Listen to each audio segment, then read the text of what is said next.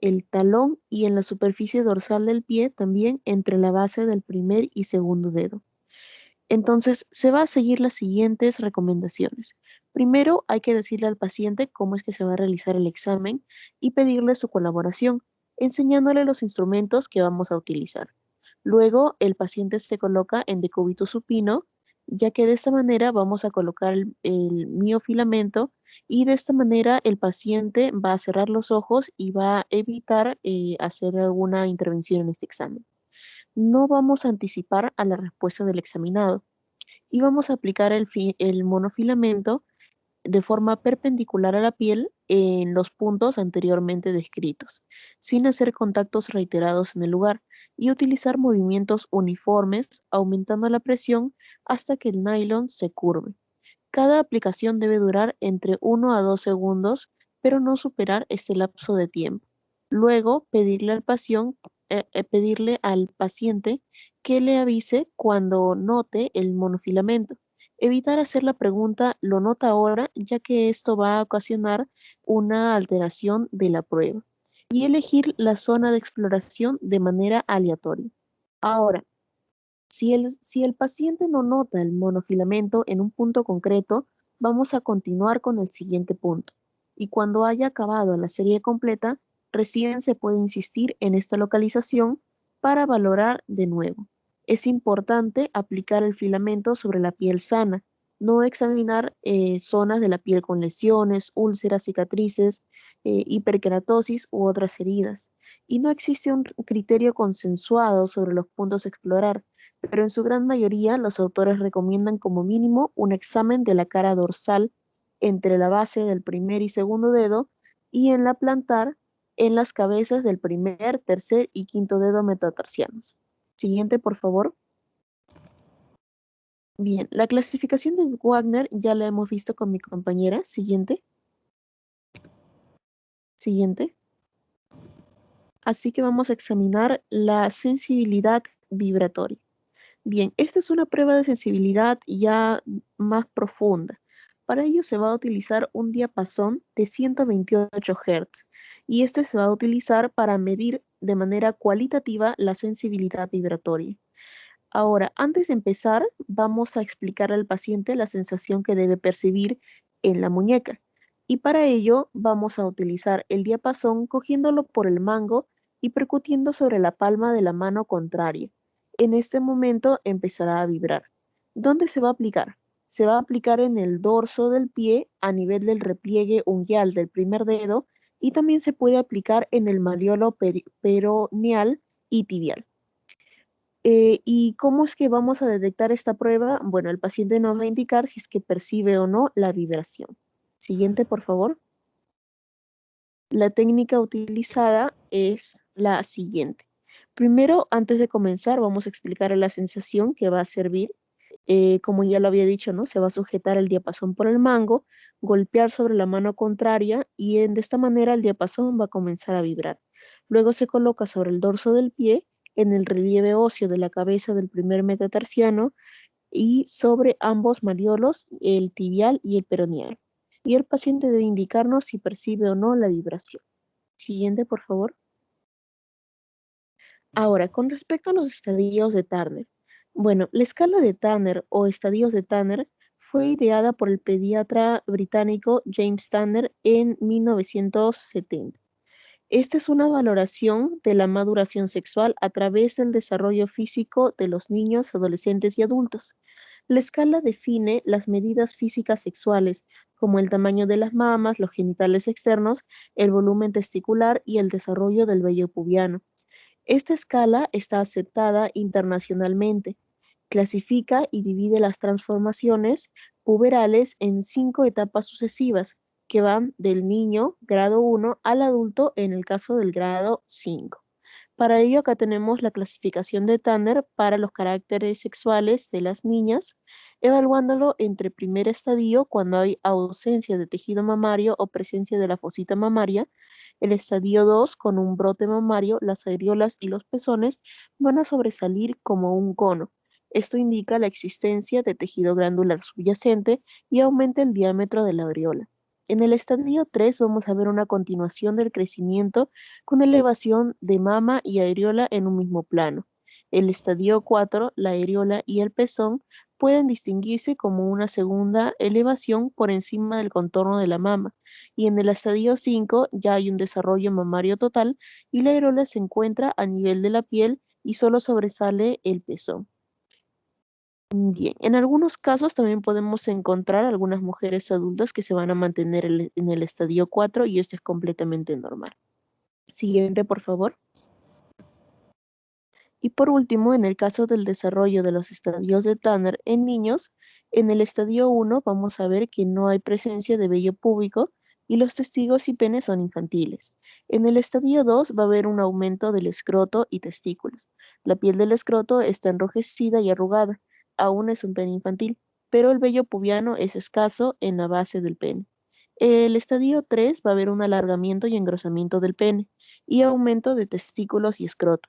Vello sobre la pubis es de forma rizada, grueso y oscuro. Y en el estadio 4 ya hay un ensanchamiento del pene y del glande, aumento de los testículos, aumento y oscurecimiento del escroto y el vello púbico adulto que no cubre los músculos. En el estadio 5 también vamos a encontrar genitales adultos y vellos adultos que se extienden a la zona medial de los músculos. Pero ambos estadios, el 4 y el 5, ya se consideran un desarrollo puberal completo. Eso sería todo, doctor. Gracias.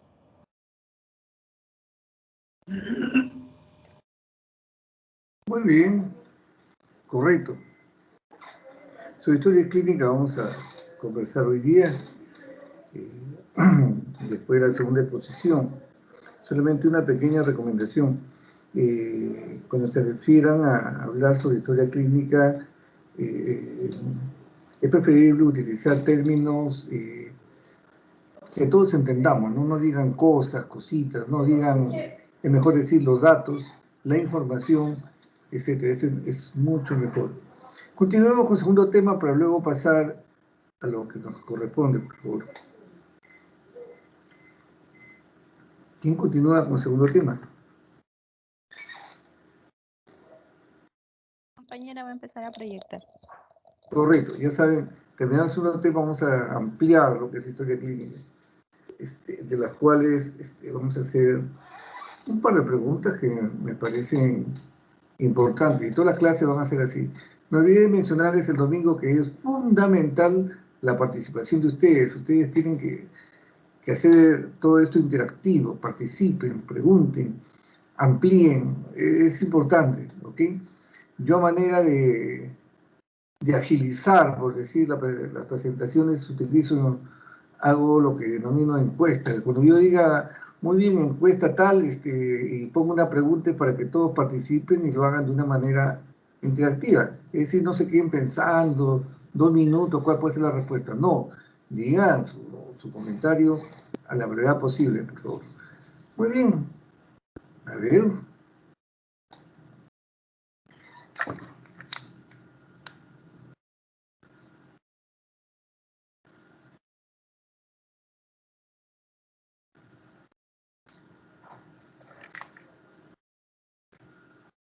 Ya. Buenos días, doctor Benítez. Yes. Buenos días, compañeros. Bueno, voy a empezar la exposición sobre semiología del hipotálamo y la hipófisis. Siguiente, por favor. Perdone usted, su nombre. Ah, Noé Romero Guadalupe, doctor. Correcto. Noé, su nombre no es Norejet, sino Noé. Noeret, Noeret, Ah, sí. Noeret, correcto, muy bien. Adelante. Ya, siguiente. Ya bueno, voy a empezar hablándoles un poco sobre la embriología del hipotálamo. Bueno, como sabemos, a las 3 semanas del desarrollo vamos a tener a lo que es el tubo neural. Este tubo neural va a dar origen a lo que es el sistema nervioso central, es decir, el encéfalo y la médula espinal. A las 4 semanas de desarrollo, ese tubo neural va a originar a estas estructuras que vemos ahí: el prosencéfalo, el mesencéfalo, el robencéfalo y la médula espinal. Siguiente tema, por favor.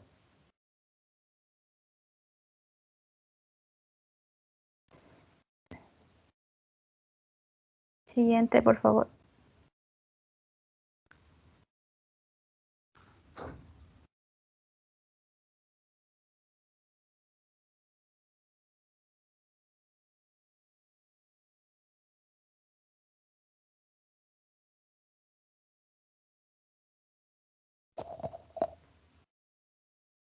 No, anterior.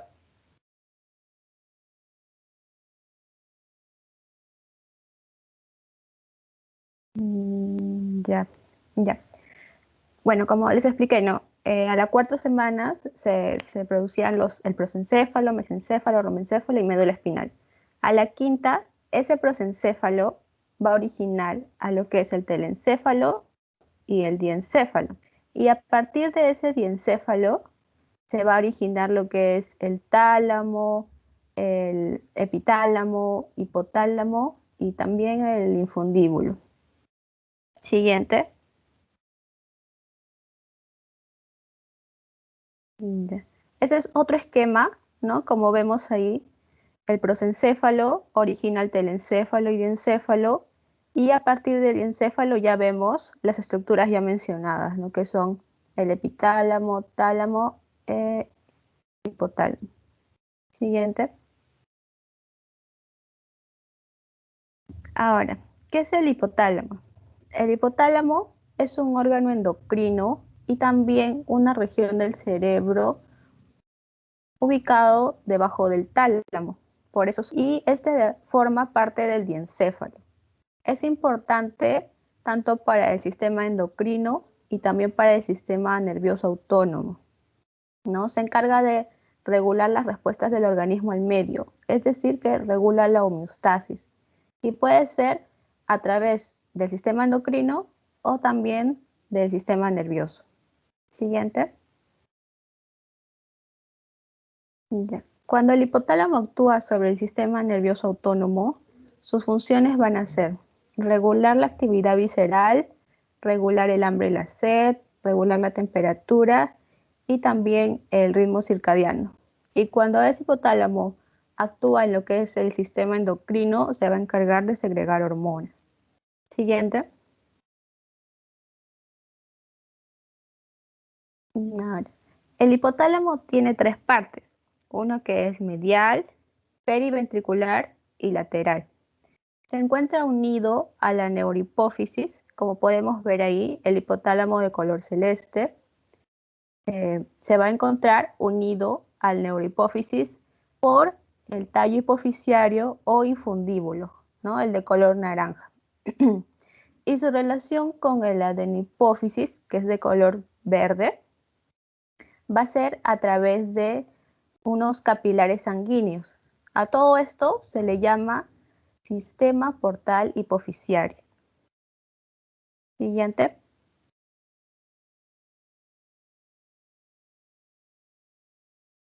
Ya.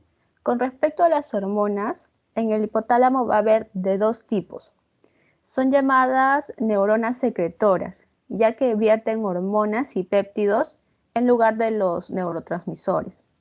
Entonces, las primeras neuronas que vamos a encontrar ahí son las neuronas secretoras magnocelulares, que son neuronas muy, muy grandes que conectan el hipotálamo con la neurohipófisis a través del infundíbulo. El soma de esas neuronas va a estar a nivel del hipotálamo, ¿no? En la parte superior, y el axón va a llegar hasta la neurohipófisis. Entonces, las hormonas sintetizadas a nivel del hipotálamo van a ser liberadas, pero en la neurohipófisis. Y, por ejemplo, unas hormonas que se originan ahí y se van a la neurohipófisis son la oxitocina y la vasopresina. Siguiente. Ya. El otro tipo de neuronas secretoras que hay son las parvocelulares o parvicelulares, ¿no? Que son mucho más cortas. Su soma también se va a encontrar a nivel del hipotálamo, pero el axón solamente va a llegar hasta el infundíbulo. Y a través de los capilares ya mencionados, ¿no? Del sistema portal hipoficiario, van a llegar las hormonas hacia la adenohipófisis anterior. Siguiente.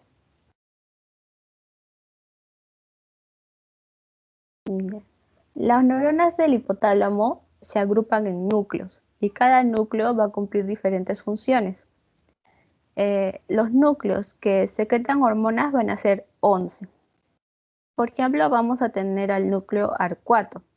Este participa en la función emocional del hipotálamo. Se encarga, por ejemplo, de la liberación de la hormona liberadora de gonadotropina, también conocida como hormona liberadora de hormona luteinizante. Siguiente, por favor, para explicar los núcleos. Ya, ahí vemos los núcleos, ¿no? Luego tenemos también al núcleo hipotalámico anterior, que se encarga de la pérdida de calor mediante la sudoración, así como de inhibir la liberación de la tirotropina a nivel de la hipófisis. Otro núcleo es el hipotalámico posterior, que su función es mantener el calor cuando se tiene la sensación de frío. Están los núcleos laterales, que regulan la sensación de hambre y sed.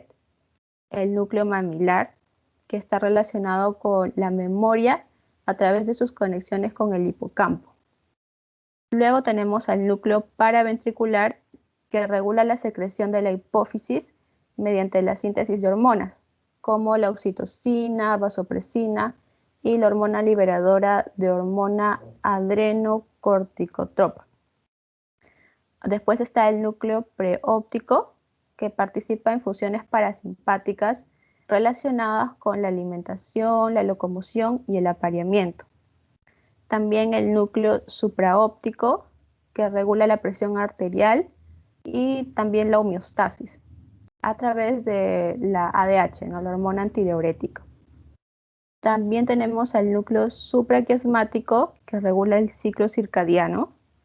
El núcleo ventromedial, que está implicado en conductas agresivas y defensivas, y el núcleo dorsomedial, que regula la sensación de saciedad. Siguiente. Ya. Bueno, como podemos ver ahí en la imagen, ¿no? Tenemos al hipotálamo y algunas de las hormonas que libera, ¿no? Que más adelante mi compañera lo va a explicar. Siguiente. Bien. Gracias, doctor. Va a continuar mi compañero. Bien. Buenos días, doctor. Buenos días, Sí. compañeros. Soy la alumna Alice Pinedo Marín y yo voy a continuar ahora hablándoles sobre el tema de hipófisis. Siguiente, por favor. Bien, primero vamos a hablar un poco sobre el desarrollo embriológico de esta glándula. Como observamos en la imagen de la izquierda, la glándula hipófisis va a tener un origen embriológico que va a ser totalmente ectodérmico, pero se va a diferenciar en el desarrollo de la adenohipófisis y de la neurohipófisis. Por ejemplo, tenemos que la adenohipófisis se va a desarrollar a partir de la bolsa de Rathke, que viene a ser una invaginación ascendente del ectodermo oral.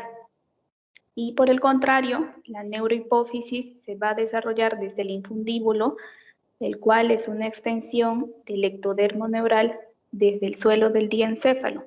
Entonces vemos que tienen dos orígenes, digamos, diferentes, pero del ectodermo ambos, ¿no?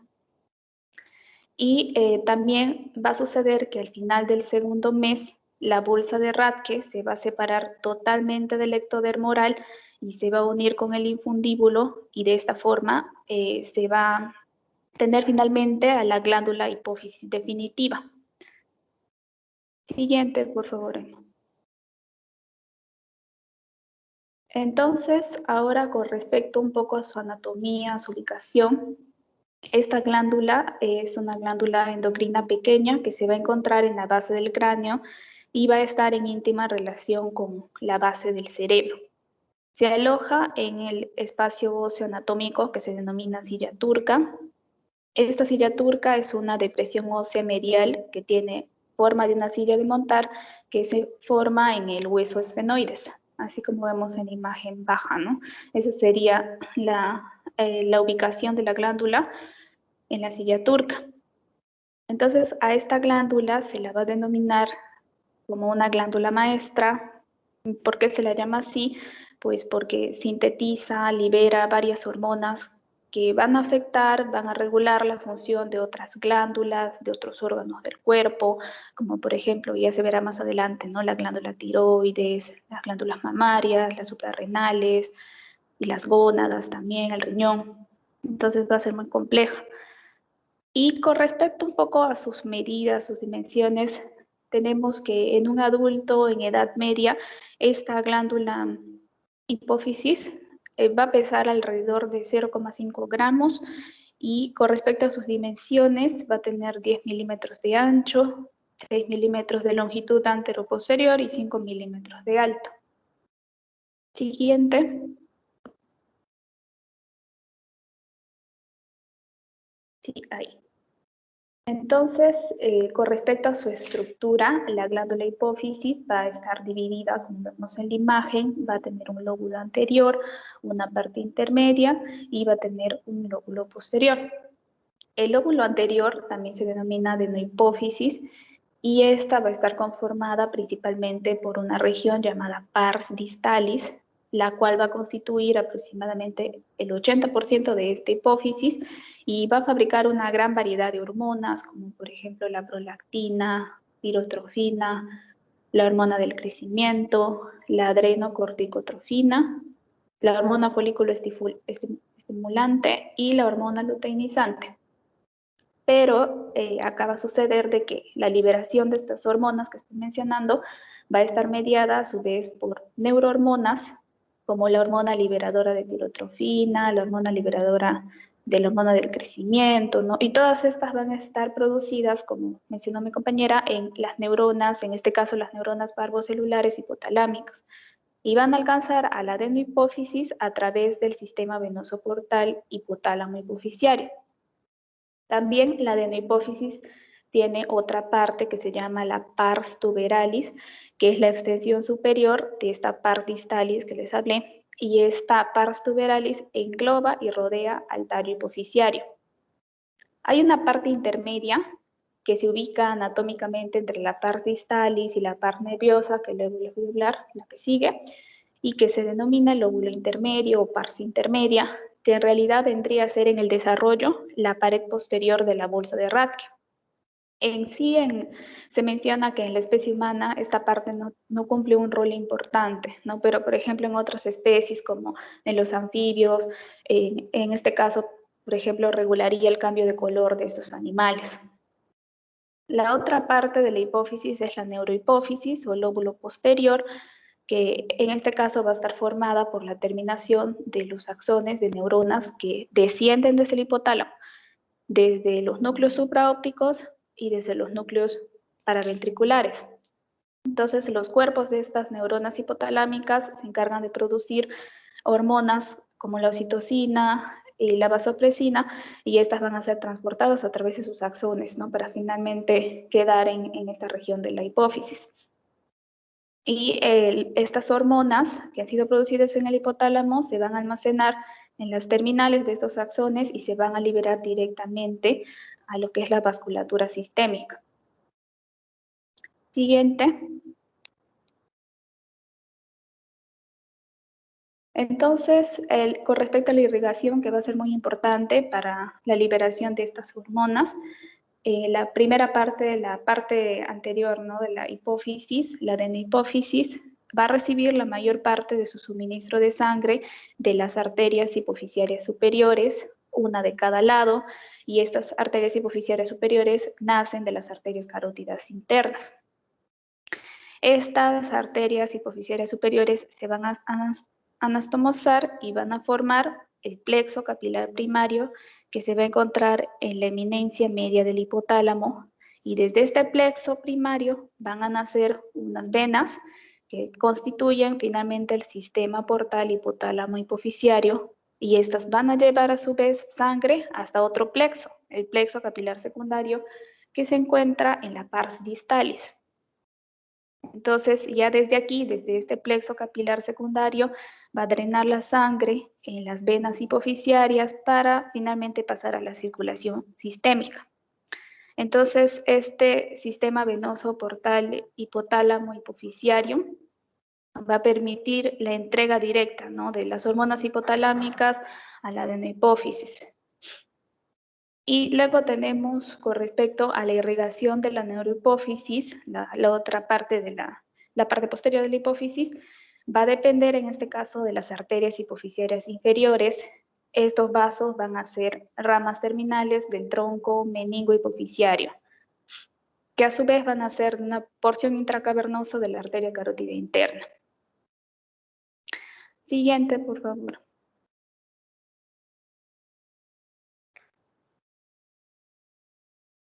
Bien, ahora para hablar en aspectos generales del eje hipotálamo hipofisiario, este eje, o también llamado sistema hipotálamo hipofisiario, es un sistema que va a tener la función de mantener la regulación, el equilibrio de los niveles hormonales hipofisiarios, y los cuales a su vez pues, van a coordinar otras funciones del organismo.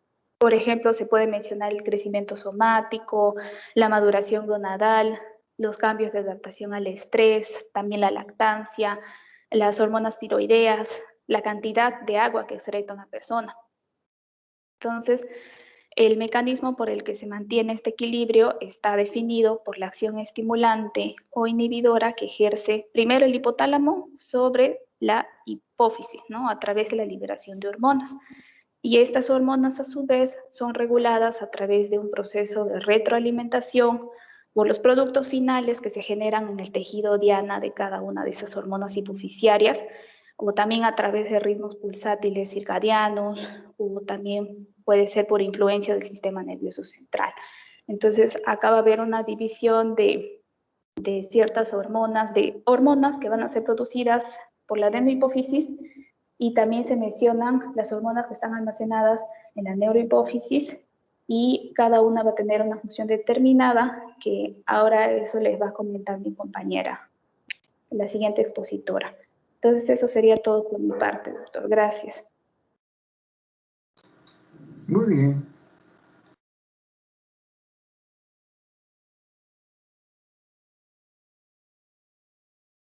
Buenos días, doctor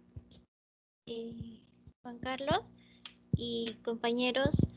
Yo soy la estudiante Santana Romero Adriani y les voy a hablar específicamente de las hormonas del eje hipotálamo-hipófisis.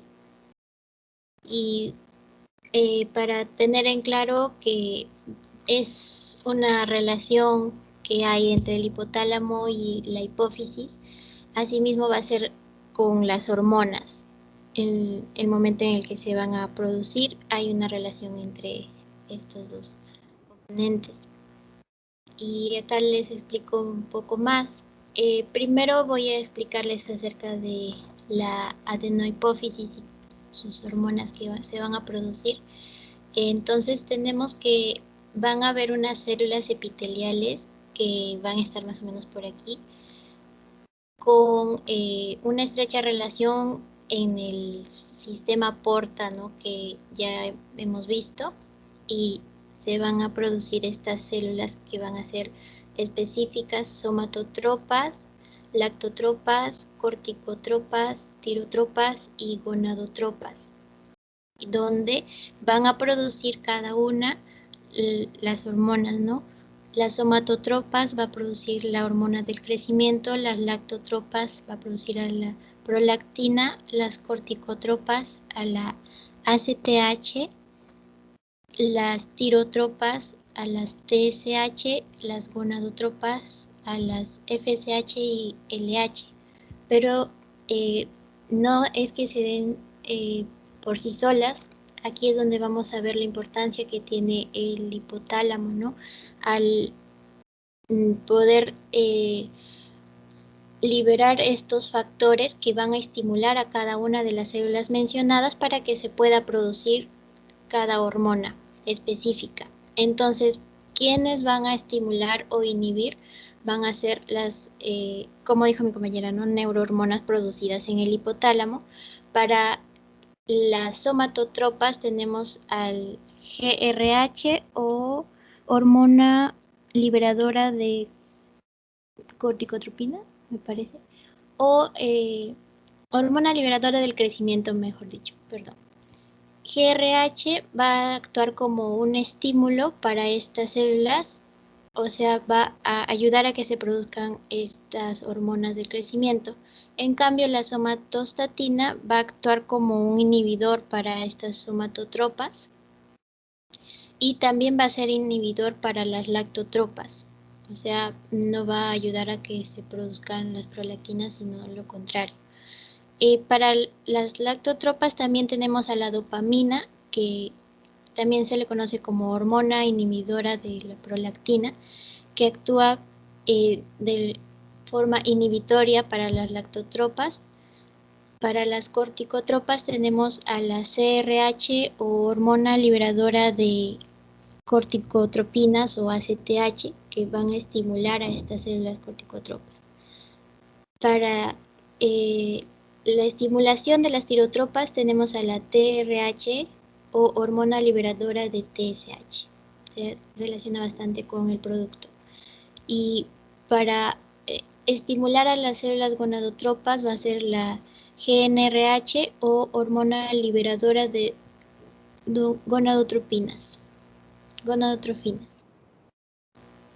Un poco hablando acerca de la hormona de crecimiento, va a tener una producción que va a ser la GHIGF, que va a ser el inhibidor para que una vez que se produzca el producto de GH, no siga habiendo un exceso de crecimiento. Entonces este factor GHIGF sería el que estaría inhibiendo a la adenohipófisis para que no se vaya a producir mucho de esta hormona. Y vamos a ver también que va a establecer acciones según a dónde vayan a parar estas hormonas. Puede ser en este caso, como vemos, en el hígado, o puede ser en el sistema sanguíneo y por ahí a diversos órganos y estructuras. Entonces tenemos que en el hígado, por ejemplo, va a haber donde se da la producción de las proteínas, va a estimular la captación de aminoácidos, la proteosíntesis, la ARN. Todo esto va a hacer la hormona de crecimiento. ¿Para qué? Para que se sigan generando más proteínas, ¿no? ARN y proteínas. Y respecto a los carbohidratos, también los estimula al estimular el aumento de glucosa, ¿no? La gluconeogénesis, la glucogenólisis, se aumentaría también la producción de carbohidratos. Respecto a los huesos, ¿no? Que es donde se puede observar el crecimiento de las personas, vemos que también va a actuar aquí, ya que va a estimular a los osteoblastos, los condroblastos y los osteocitos. Y bueno, eso sería a modo de síntesis. En los tejidos también actúa estimulando la reparación y la regeneración. Entonces es importante también frente a un accidente o a una cortada que se presente, actúa la hormona gonadotropina para poder establecer la curación y regeneración. En los lípidos, lo que va a hacer es actuar de un modo de catabólisis, por así decirlo, ya que va a degradar a los lípidos a ácidos grasos, y de esa forma se va a producir el ATP. ¿Y por qué es importante? Porque para que se den todas estas funciones se necesita energía. Entonces de esa manera actúa también sobre los lípidos.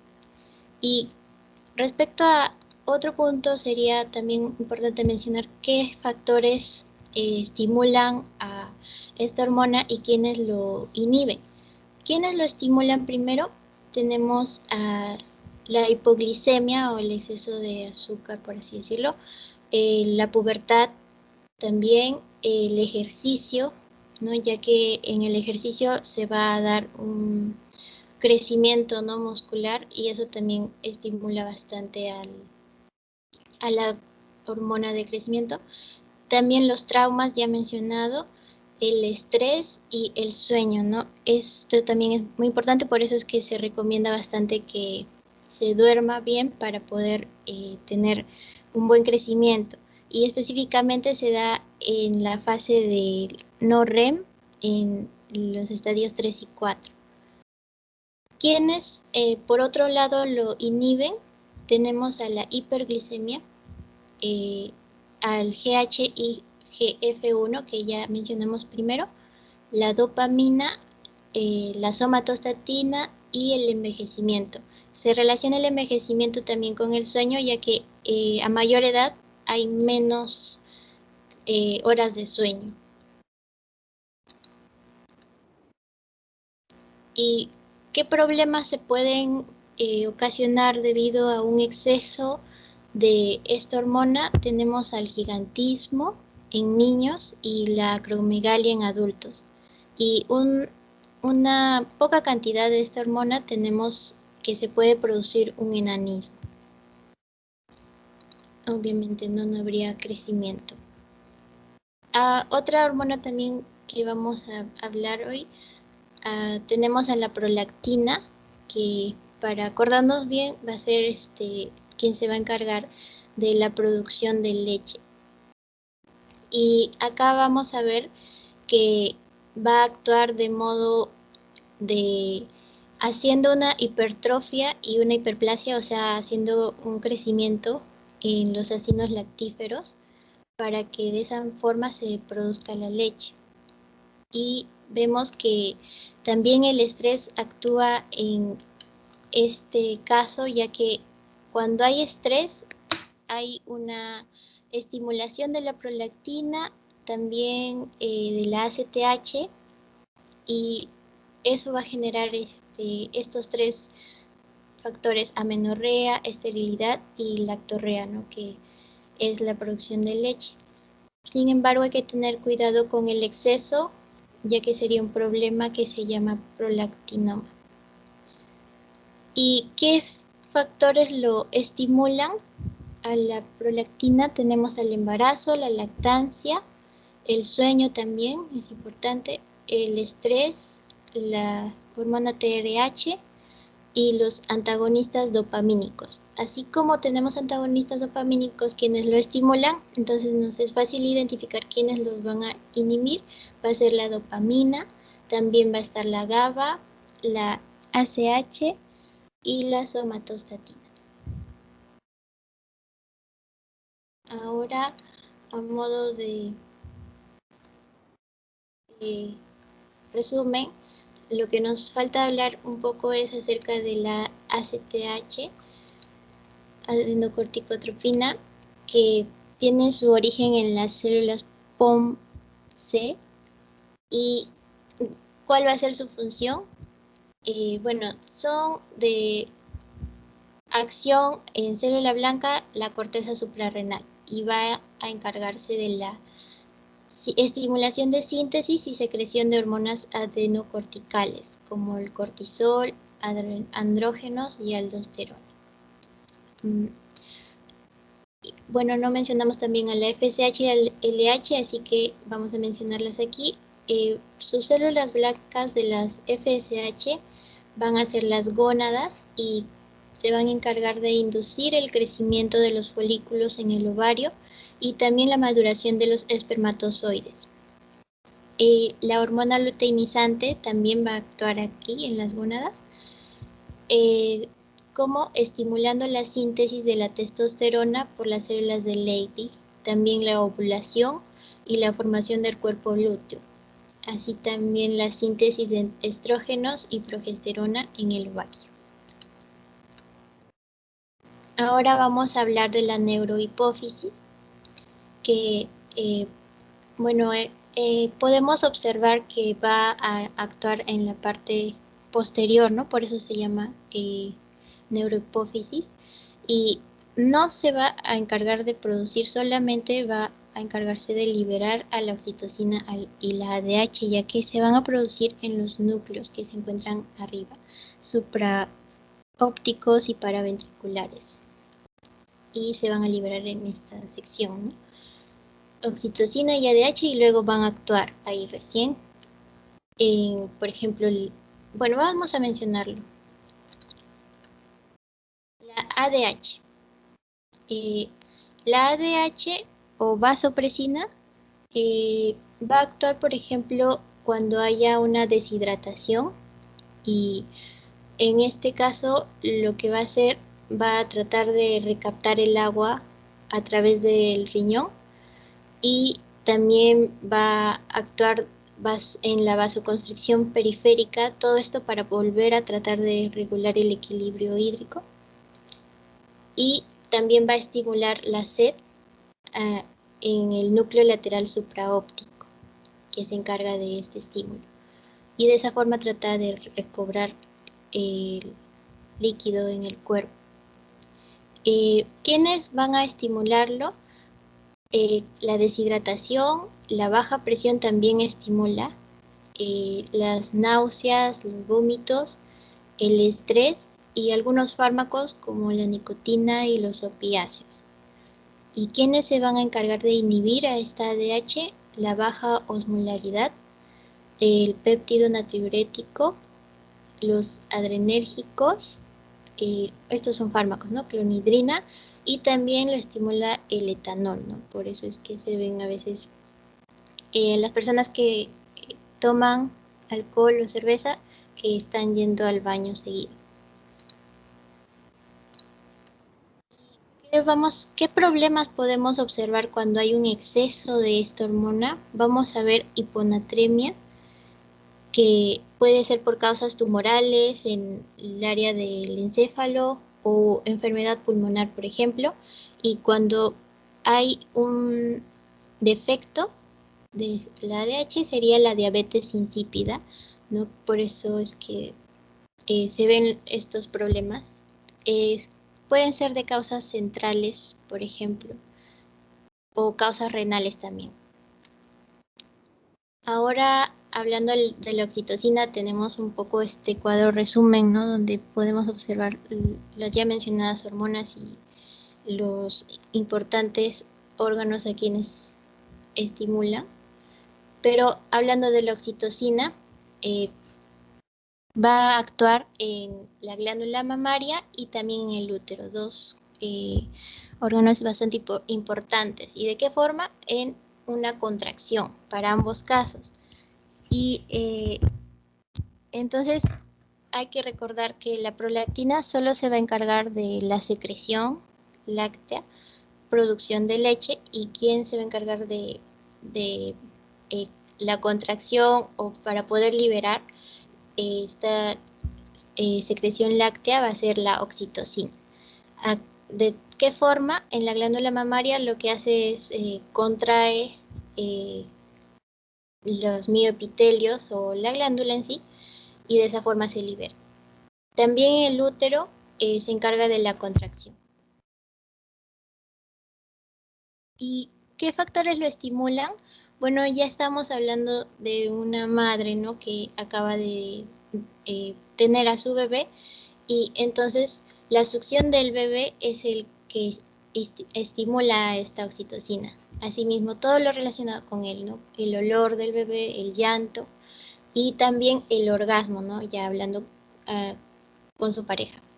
Y la dilatación cervical del parto también lo estimula. ¿Y quienes lo inhiben a la oxitocina? Sería la baja osmolaridad, vemos de nuevo el PAN, a los adrenérgicos, clonidrina y el etanol. Y esto es para resumir, ¿no?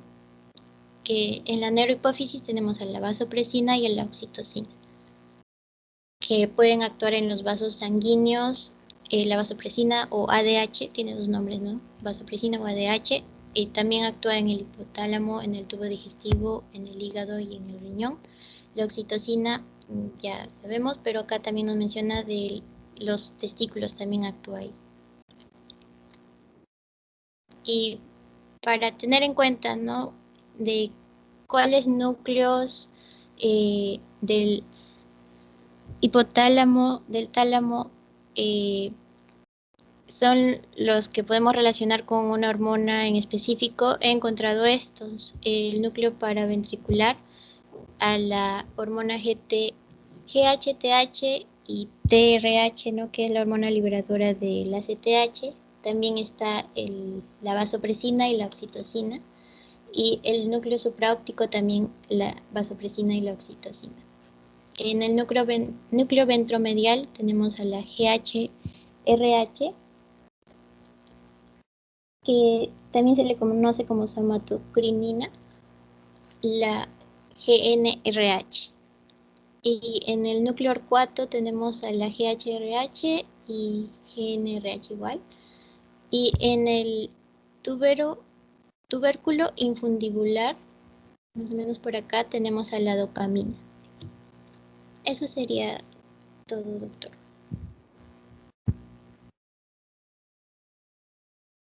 Muy bien. ¿Una pregunta, comentario? Es importante, ¿puede regresar a la última lámina, por favor? De acuerdo, doctor, sí.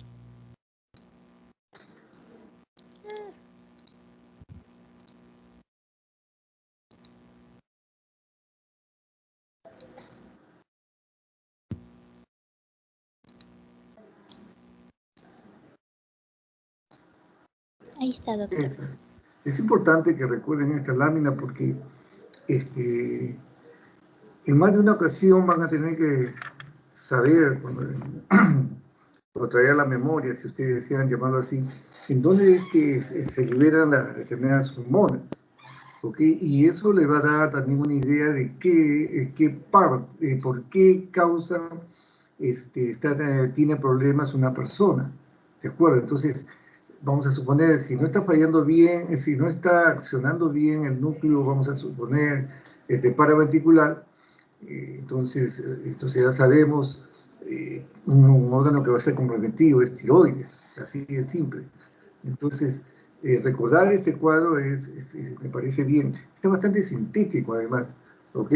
Sí, porque hay otros que son un poco más complicados, pero que también cumplen su función, ¿de acuerdo? A ver, un instante, si me permite.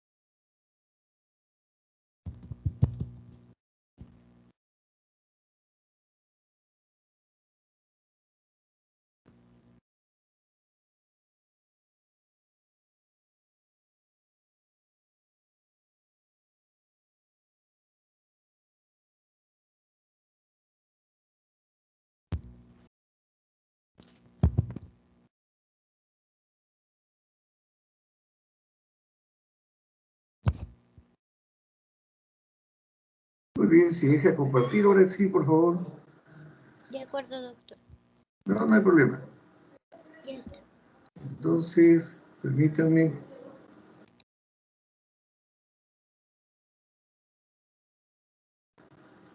Uy, fue muy rápido.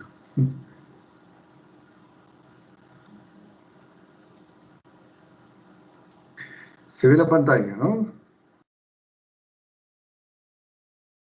¿Se ve la pantalla?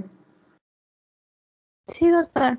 Correcto, porque también es importante que eso, el gráfico que tenía está aquí, en este cuadro, ¿de acuerdo?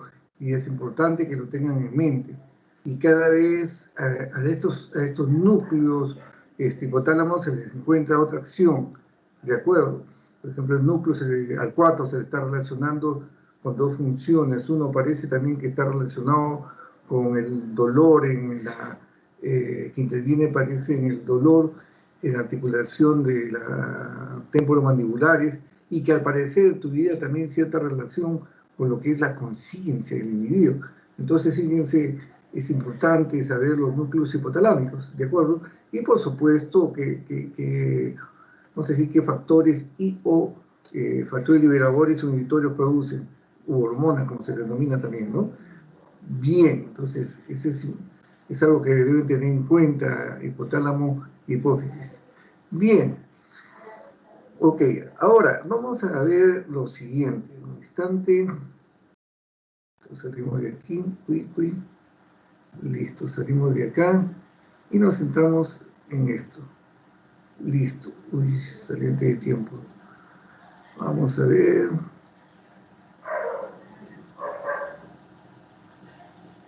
Listo, ahora sí. ¿Se ve? ¿Se ve la pantalla? Sí, doctor, un video. Correcto. Vamos a presentar un video que en otros lugares los graduandos o también los internos de medicina, como parte de su calificación de egresados, o en este caso para graduarse, tienen que producir video, lo cual me parece genial, ¿ok? Lo hacen en España, lo hacen en México y Chile también lo está haciendo. Entonces eso es bueno, de verdad. Acá Cayetano Heredia desde hace 4 años, si no me equivoco, ha hecho un círculo de estudios donde los estudiantes de internado o los que están llegando a internado también hacen sus videos y me parece genial. ¿Por qué? Porque pueden ser todas las personas interesadas en primer lugar y por supuesto los estudiantes que se están formando, ¿no? Para ampliar algunas cosas que a veces por cuestiones de tiempo no se mencionan, o sobre todo para también la discusión de casos clínicos. Entonces, este video es bueno porque habla sobre la historia clínica de la manera como pienso de que debe ser desarrollada. Veamos.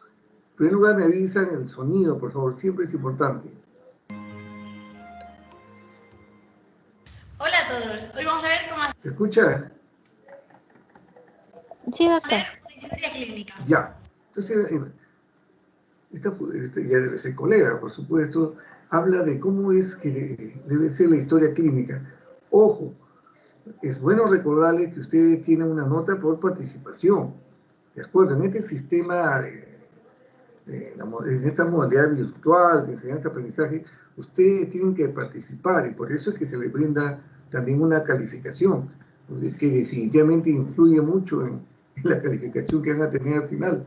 Entonces, participen, por favor.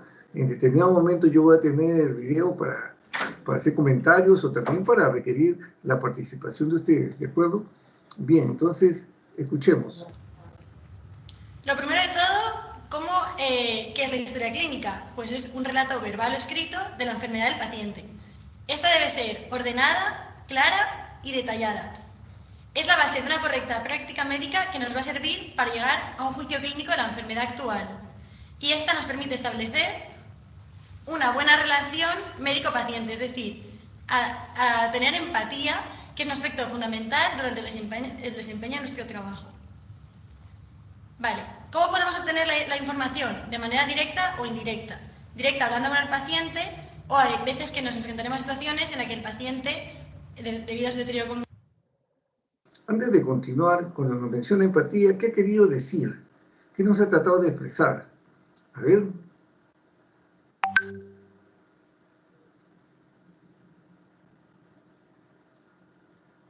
Doctor, que es importante ponernos en el lugar del paciente, no atender como si fuesen un cliente cualquiera, sino como una persona que está pasando por un momento difícil. Ya, de acuerdo. 1, 2. Ahí mencionó, doctor, que la historia clínica debe ser ordenada, clara y detallada, para un mejor entendimiento. Sí, pero cuando por aquí menciona empatía, ¿a qué se refería? ¿Qué es una persona empática? ¿A quién se considera una persona empática o con empatía? Y el médico tiene que ser empático. Bueno, tiene que ponerse en el lugar de la otra persona, ponerse, digamos, en sus zapatos para ver cómo puede estar sintiendo, qué malestar puede estar presentando, o psíquicamente también, cómo la puede estar pasando, ¿no? Básicamente entiendo eso. Bueno, yo tengo 3 opiniones. En el caso del médico, la empatía está relacionado a que la persona que busca atención médica se dé cuenta de que, caramba, el médico parece que está interesado en lo que yo tengo. Es decir, uno tiene que demostrarle a la persona que está buscando, como le digo, atención médica, que uno está precisamente, si no preocupado, sí interesado en lo que nos va a decir. Y decir, uno está precisamente para ayudar a la persona. Y hay que mostrar eso. ¿Y cómo se demuestra eso? Esa es la otra cosa. ¿Cómo creen que pueden ustedes mostrar que la otra persona puede captar que ustedes están interesados en, vamos a decir, en brindarle solución a su problema? ¿Cómo es que se ve eso, esa relación empática? ¿Cómo lo notan los pacientes? Doctor, yo creo Sí, que con una buena actitud del médico, o sea, que esté atento, se ve en su mirada, ¿no? Si está uno, mirando la al mirada, paciente, correcto, ajá, uno la mirada. Muy bien, y que tenga ánimo también en ese momento. ya, correcto, correcto, muy bien. Otra opinión, por favor.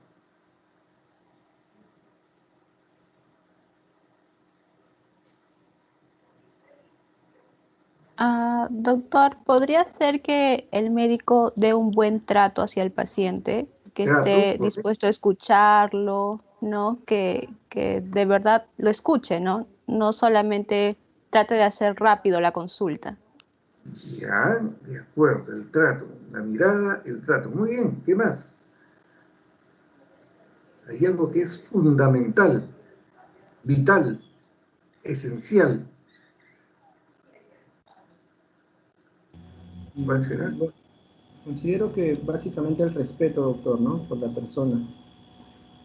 Ya, el Y respeto, claro que sí, claro que sí. mostrarse comprometido con el caso, no solo hacer preguntas, sino hacer repreguntas también. Tratar de ir un poquito más allá de los simples datos que le puede dar el paciente. Correcto, muy bien, muy bien. ¿Qué más? Otra opinión.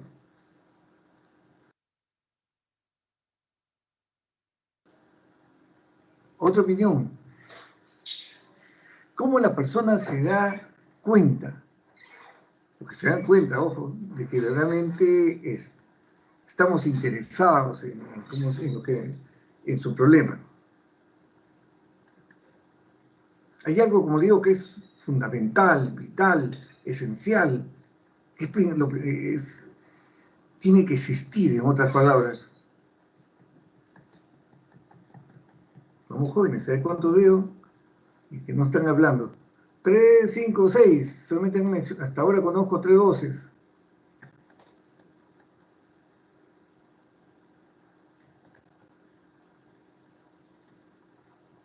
Otra opinión más para hacer un comentario, por favor.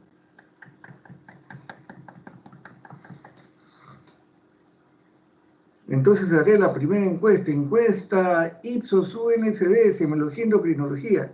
¿Cuál creen ustedes que consideran los pacientes que es importante en la relación médico-paciente? Y que a la vez le va a decir a este paciente, así, este médico pues me entiende. Encuesta, ojo, las encuestas son rápidas, ¿eh? Encuestas Ipsos, UNFB, Semiología y Endocrinología. ¿Cuál? Ya mencionamos la mirada. La mirada, correcto, sí, la mirada, Yo perfecto. mencioné el ánimo, pero no sé si esté bien. El ánimo, ya, de acuerdo, está bien, muy bien. ¿Qué más? Oigan, las encuestas se hacen rapidito. No hay mucho que pensar. 1, 2, mencionaron el trato. Muy bien. Un ¿Qué buen más? trato. Correcto, muy bien. Vamos, tengo 6, son 6 opiniones, van 2. Bueno, Doctor, doctor, tal vez respetar la autonomía del paciente. Autonomía del paciente. Ya, ok. El futuro colega Ido, ¿qué dijo? Guido. Respeto, usted habló de respeto. Muy bien. Faltan 2. El tiempo que le brinde el médico también al Tiempo. paciente. Ok, importante, tiempo. Perfecto. Vamos, futura colega Dayana Valeria. Oiga, las encuestas se hacen en 30 segundos acá. No están acostumbrados. Explicarle de manera detallada los procedimientos que se realizan. ¿Cómo? Explicar de manera detallada al paciente. Explicarle. Ya, de acuerdo.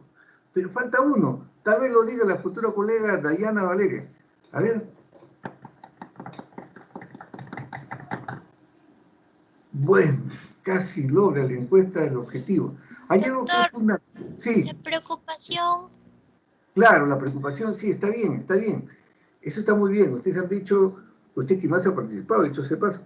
Esto, el respeto, preocupación, la mirada, el trato, etcétera, el respeto. Muy bien, la autonomía que tiene el paciente, correcto, pero hay algo más. Por eso he hecho la encuesta.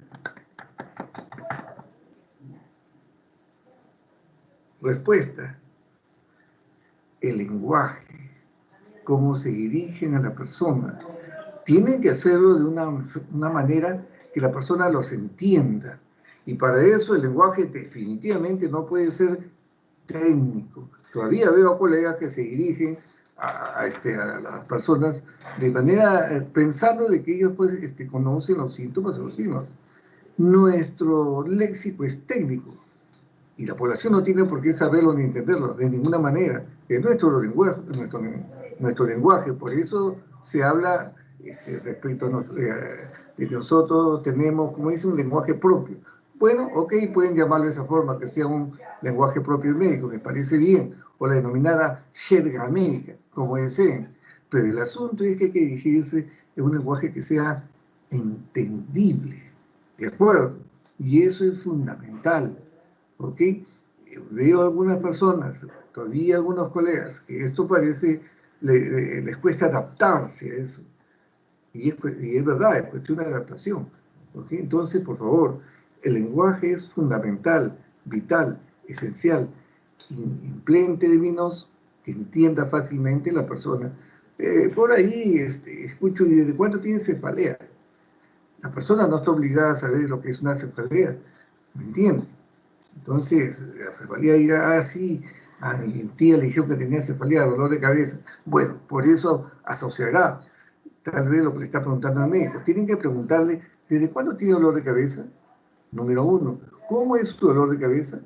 ¿Con qué calma su dolor de cabeza? ¿Con qué se intensifica su dolor de cabeza? ¿Esa cabeza de que lo tuvo hasta la actualidad ha aumentado, sigue igual, etcétera? ¿Sigue en el mismo lugar? ¿Se va a otro sitio? ¿Okay? Y en cuanto a cefalea, aquí sí me detengo 10 segundos. Muchos colegas todavía, la mayoría de cefaleas le dicen migraña, y eso está muy mal, de verdad, y eso está muy mal. ¿Por qué razón? Porque la migraña es un tipo de cefalea, pero no es la única cefalea que existe, y el gran problema que tenemos en nuestro medio es que cuando a una persona se le dice que tiene migraña, se le está colocando un estigma, de manera que cuando vaya esta persona va a decir, ¿sabe, doctor? Yo tengo migraña, ¿no? Así, allá. Entonces, quiere decir que le han hecho todas las pruebas y al final se quedaron con el diagnóstico de migraña. Y le voy a comentar un detalle. La migraña, como yo digo, la cefalea tiene 101 causas, por darle un número. Y la causa número 101 es migraña. Es decir, lo último que ustedes deben pensar como causa de cefalea es migraña. No la primera, jamás. ¿De acuerdo? Y ya, y de eso podremos comentar si tengo algunas anécdotas. Pero si ustedes, yo me grabo rápido las voces y los apellidos. Si en algún momento por agarras del destino nos encontramos en un hospital, etc., y ustedes dicen que alguien tiene migraña, y él lo ponen como primera causa de cefalea, y si por ahí dicen, no, usted fue mi profesor, yo lo desconoceré, así como Pedro que negó 3 veces, yo le diré, yo usted no lo conozco, usted no puede haber sido mi alumno. ¿Por qué? Jamás la migraña puede ser considerada la primera causa de una cefalea. De 101 causas, por darle número, como digo, es la número 101, pero jamás la primera, porque se queda el paciente con ese estigma de que es migrañosa, y donde va, no sé si tengo migraña, y entonces todos van a decir, ah, tiene migraña. Sí, pues, y si tiene un tumor cerebral, por favor. Entonces, la última causa que ustedes deben pensar como migraña, ¿cómo se llama? Perdón, como cefalea, es migraña. Retomando, entonces, el lenguaje es fundamental. Utilicen un lenguaje que sea claro, entendible, ¿ok? Y olvídense los términos técnicos. Eso está bien para nosotros, ¿ok? Está bien para los médicos, pero no, pues establecemos una relación médico-paciente. Entonces, grábense bien eso, por favor, el lenguaje es fundamental y al final de cuentas eso es lo que nos va a dar empatía. Y hay 2 tipos de lenguaje, el oral y luego lo que está relacionado también con lo que dijo su compañera Adriana. ¿De acuerdo? ¿Por qué? Porque tenemos el lenguaje corporal.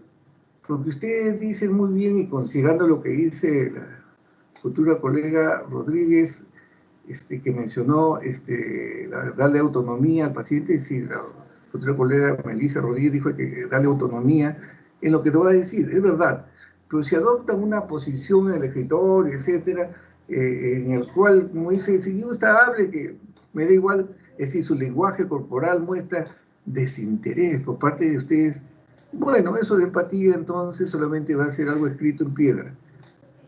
¿De acuerdo? Entonces, cuando hablamos de lenguaje, el lenguaje oral y el lenguaje corporal, muy importante en un médico. Ok, ahora sí, continuemos.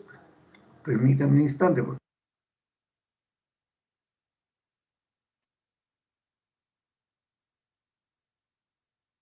Fundamental durante el desempeño de nuestro trabajo. Se escucha, ¿no?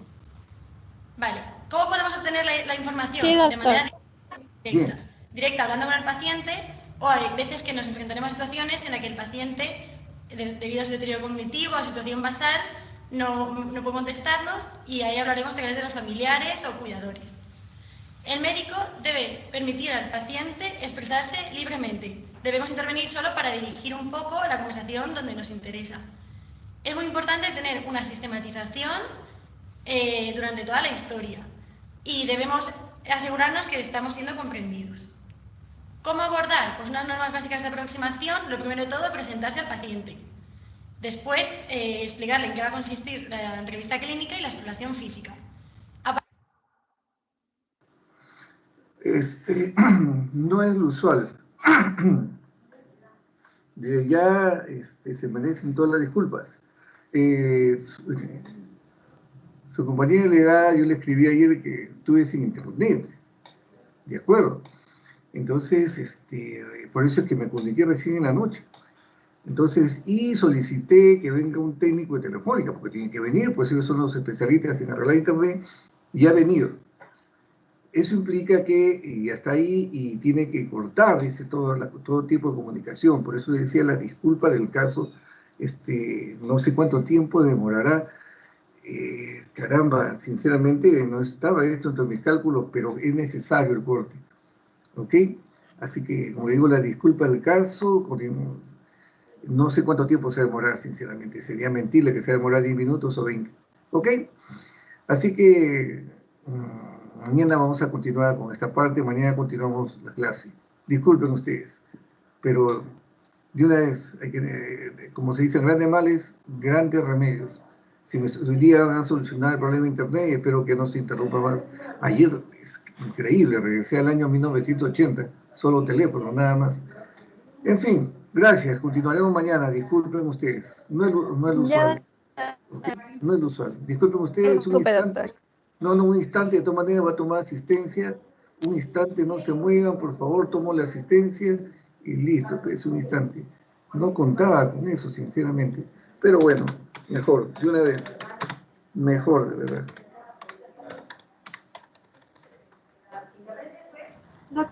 una Sí, consulta. dígame. Doctor, Dígame. le quiero consultar si el día lunes vamos a tener actividades con usted. ¿Cómo? El día lunes, Sí. si le quiero Ah, preguntar si tendríamos actividades. no, es feriado, disculpe usted. Ah, ya. Ni hablar. Ok. Bueno, disculpen, ya está el técnico aquí en la puerta. Hasta mañana, ya tomé asistencia y disculpen ustedes. Hasta mañana. Ya está bien, doctor. Cualquier Hasta luego, cosa doctor, le gracias. escribo. Perdone, Muchas gracias, Hasta doctor. mañana, doctor. no le escuché, futura colega Pineo.